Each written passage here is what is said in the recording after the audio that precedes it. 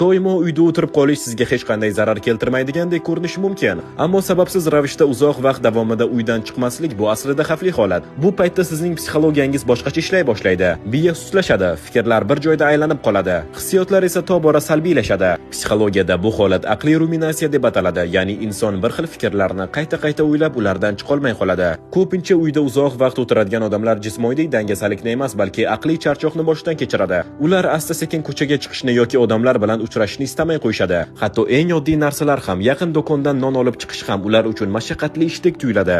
Vaqt o'tgan sari ular hech narsa qilmay tobora telefonga qaram bo'lib qolishadi. Kechasi kech uxlab, tongda charchagan holda uyg'onishadi.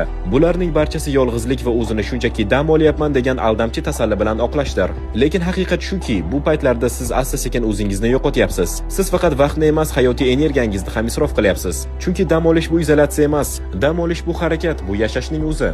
Agar videoni shu yergacha tomosha qilgan bo'lsangiz, kommentariyada bitta 100 raqam emojisini qoldirib keting. Voluminex kanaliga obuna bo'ling.